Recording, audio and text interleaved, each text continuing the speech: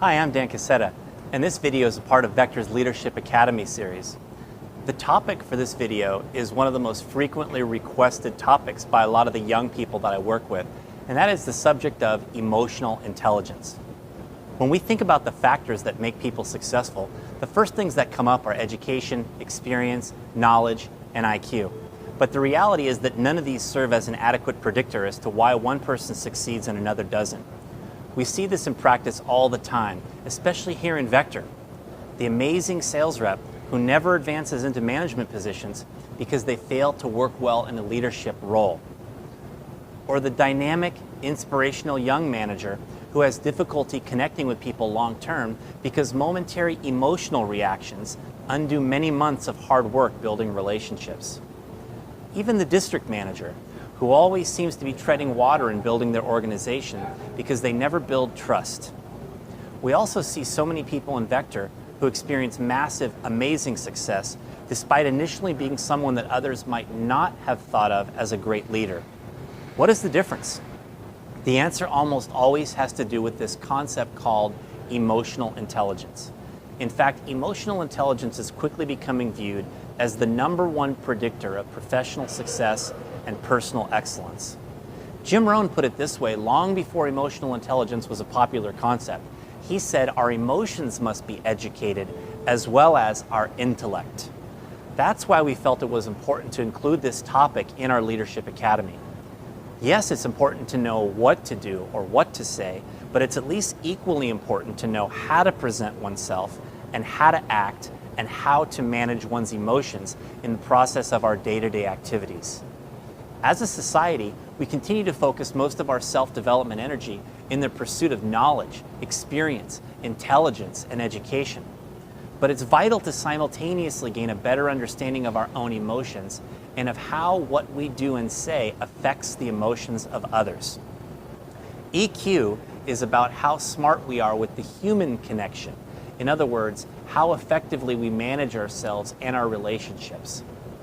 Daniel Goleman was the first author to really popularize the concept of emotional intelligence, or EQ as it's come to be known. In the book Emotional Intelligence 2.0, authors Travis Bradberry and Gene Graves offer a new perspective. And in this video, I'll share some ideas based on concepts I learned from this and other books about EQ. First, we can break down emotional intelligence under two primary competencies: personal competence and social competence. Each of these two competencies has two facets, creating four total components of EQ. Personal competence is made up of your self-awareness and self-management skills. This is your ability to stay aware of your emotions and manage your behavior and tendencies. How many of you have noticed specific times or incidents in your life when you have a tendency to get a little out of control emotionally? Maybe something that triggers anger or impatience, maybe a person in your life. I know that for me, driving can trigger these emotions. Not so much traffic, as I've learned to handle that, but more so when someone seems rude or discourteous, like when they use the shoulder or an exit lane to bypass traffic, or they speed up after you signal for a lane change. The first step to emotional intelligence is to recognize these moments. Then you have to learn how to manage yourself in these moments. It's not always easy. Social competence is made up of your social awareness and your relationship management skills. This is your ability to recognize and understand other people's moods, behavior, and motives in order to improve the quality of your interactions and relationships. Have you ever had someone give you feedback about yourself and you totally disagreed with them? Well, here's an important concept for you to chew on. Perception is reality. Their perception of you is their reality, not what you think or what you're trying to portray. So if you have people in your life who are willing to give you constructive feedback from time to time, be grateful because they're helping you to increase your social awareness. So let's talk about these four parts to emotional intelligence. We'll start with self-awareness. This is your ability to accurately perceive your own emotions in the moment and understand your own tendencies. What makes you get angry? What makes you feel frustrated or impatient? Merely thinking about these things will make you more self-aware. It's also important not to be afraid of your own emotional mistakes, because these moments help you learn about yourself as long as you recognize and learn the lessons. Again, this is where feedback from others can be so valuable to you. There are ways to notice low marks in the 4 core competencies.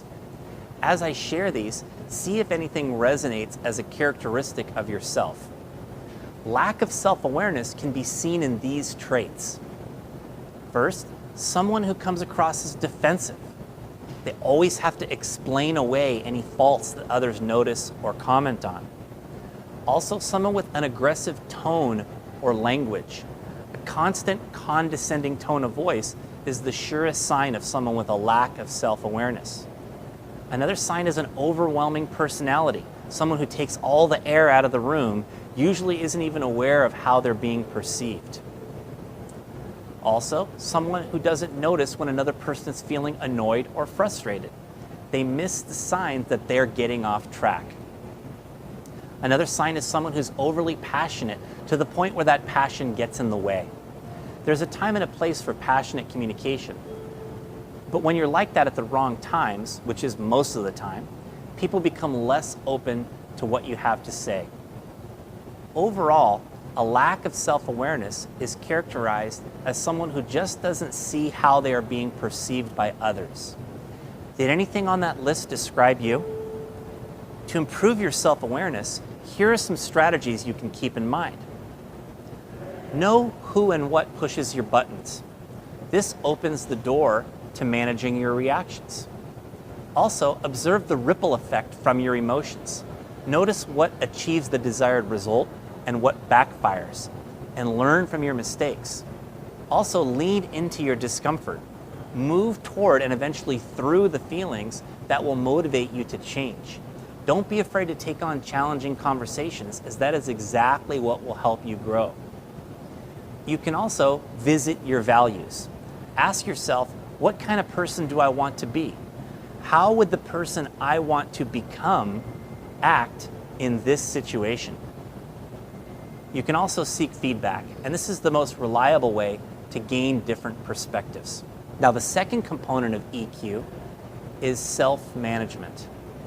This is your ability to use your awareness of your emotions to stay flexible and direct your behavior appropriately. This means managing your emotional reactions to situations and people. It also means an ability to commit yourself to what you want most over what you want now. That's a good one to think about, what you want most over what you want now. You can notice a lack of self-management when you see things like this. Someone who lets their emotions rule their behavior. They easily get off track throughout the day based on the whims of the moment. Someone who reacts very quickly to things others say, particularly emotional reactions like showing frustration. Someone who stresses out very easily and panics when they get stressed. They're clearly having a hard time regulating their own emotions. Someone who frequently comes across as harsh or insensitive. Again, this person is typically reacting without really considering how their words and actions will affect others. Or someone who wears their emotions on their sleeve. Normally, someone who this describes is very susceptible to putting their proverbial foot in their mouth. Did anything on that list resemble you? Well, here are some strategies for improving self-management. First, practice patience in all settings. Many years ago, I went to a seminar where a guy gave out red clown noses as a reminder to lighten up and relax. I put one of those in the door of my car, and whenever I got into a really bad traffic jam, I would put on the clown nose, roll down my windows, turn on some of my favorite songs, and sing the lyrics as loud as I could. People passing by would laugh hysterically, and this in turn would keep me in a good mood. This helped me learn to regulate my own frustration. Another strategy for improving self-management is to wait a few seconds before responding. You don't always have to blurt out the first thought that comes to your mind. Have you guys seen that Dave Chappelle skit about keeping it real? Well, if you haven't, it doesn't work out so well for the lady in the skit. Now, in high-stress situations, you want to slow down. calm down, slow your pace, slow your speech, slow your responses. It's also helpful to set aside some time each day for problem solving. Take a few minutes away from the heat of the moment to sit in silence and think about important situations you're facing in your life. This helps ensure that your decisions aren't muddled by your emotions. You also want to take control of your self-talk. Stop saying things like, "I always," or "I never." Stop speaking in absolutes like that, and replace judgmental statements like "I'm not good at" with factual ones like "I didn't do well last time," or "I made a mistake." With awareness and real effort, we can all gradually improve our skill of self-management. Now, the third component of EQ is social awareness. This is your ability to accurately perceive what others are thinking and feeling, even when it's different from what you are feeling. Do you know anyone who constantly puts their foot in their mouth? I once saw a man encounter a lady he hadn't seen in a while. The lady had gained some weight, and as a joke, he literally asked her, "Are you expecting?" Can you believe that? Well, this is an extreme example of something most of us do all the time. We use the wrong words or the wrong tone or the wrong timing. Listening and observing are the most important elements of social awareness. To listen well and observe what's going on around us, we have to stop doing many of the things we like to do. First, we have to stop talking. It's been said that we all have 2 ears and 1 mouth and should use them in that proportion. We also have to stop the monologue that's running through our minds. That monologue is simply us repeating all of our long-held beliefs or perceptions. And what's important to understand here is that these beliefs are merely interpretations of our own experiences. They aren't necessarily based in reality, so calm that little voice in your head, or at least be more aware of its pitfalls. We have to stop anticipating the point the other person is going to make. When you do that, you naturally stop listening intently, and you can miss things that are important. We have to stop thinking about what we're going to say next. Same thing there, you miss important things that other people say. This takes a lot of practice. You'll notice a lack of social awareness when you see things like this. Someone who offers their opinion without fully understanding the situation first. They don't need to listen anymore because they already know the answer, right? Also, someone whose body language makes it apparent that they're not listening. They're looking away, they're checking their phone. Clearly, they're disinterested. Someone who imposes their way most of the time is another sign here. Working in Vector, you'll become great at influencing people. It'll become much easier for you to get your way. But what's important is to save that influence for things that really matter to you.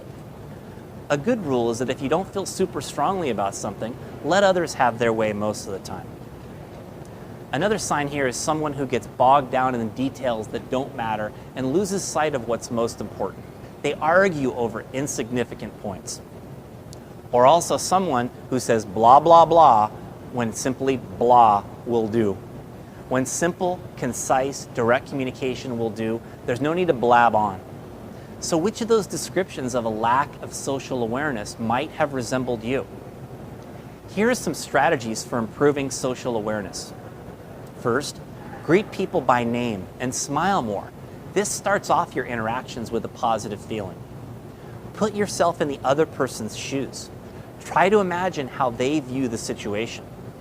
Practice active listening. Particularly, be aware of your body language. Look people in the eyes and nod your head slightly while they're talking to you. Also, seek the whole picture. Ask questions to clarify until you understand more. And understand the importance of timing. You have to recognize when it's a good idea to press an issue and when it's better just to drop it. Those last keys tie right into the fourth component of EQ, which is relationship management. This is your ability to use the other 3 elements of emotional intelligence in order to have more successful interactions with other people. People with great relationship management skills are good at connecting with all sorts of different types of people, including many people that they're not necessarily fond of. Now, a lack of relationship management is characterized by things like this. Someone who minimizes others' points of view or experience. They brush people off because they're convinced that what they think is right. Someone who's too blunt. A better way to present information that might be disturbing to someone is to hint at what is coming first before you actually say it. Someone who is confrontational when expressing disagreement. Instead of expressing disagreement in a matter-of-fact, non-emotional way, they get way too emotional and put the other person back on their heels. Another sign is someone who loses their cool on a regular basis. Anger management problems are the surest sign of someone who lacks relationship management skills. Also, someone who achieves results, but at the expense of others. They accomplish a lot of things, but they run over people in the process. Anything sound familiar there? Some ways you can improve relationship management include these. First, be open-minded to all ideas. Don't rush to judgment. Sometimes the best ideas can come from unexpected places. So develop a habit of really considering things that are presented to you. What if she's right? Is a good question for you to consider a lot more often. Acknowledge the other person's feelings and intentions. This helps you show people clearly that you do understand their perspective, and it's the starting point of a constructive conversation. Only get mad on purpose. You should become known as the kind of person who rarely gets angry. Raising your voice should be something you reserve for when it really matters. Then it has a lot more power. And when you care, show it. Don't miss the opportunities you have to say and do nice things for other people. Every small act is like a brick to build your castle of stronger relationships. Last, take feedback well. Feedback is a unique gift. You never know what you're going to open up. But you have to be grateful because clearly the other person cares enough about you to share something with you. Use your self-management skills to avoid reacting. Then take time to think about what you could learn from the feedback. So to review, there are 4 key components of emotional intelligence. The personal competencies are self-awareness and self-management. The social competencies are social awareness and relationship management. Now here's an interesting side note. The authors of the book I referenced earlier studied EQ based on different age groups, and they came up with some interesting observations.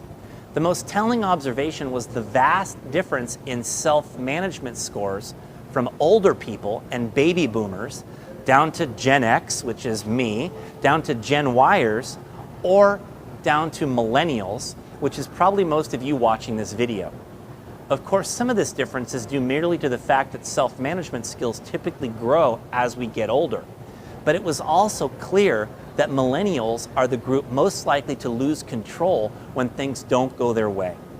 The good news is that you've been exposed to this concept here today, and you're working in a place where you get to practice those skills all the time. You will all be so far ahead of your peers when it comes to self-management and leadership abilities in the future. Remember, EQ is the #1 predictor of professional success and personal excellence. Higher EQ means more success, more responsibility, and greater pay. You are all on the right road now to having all of these things.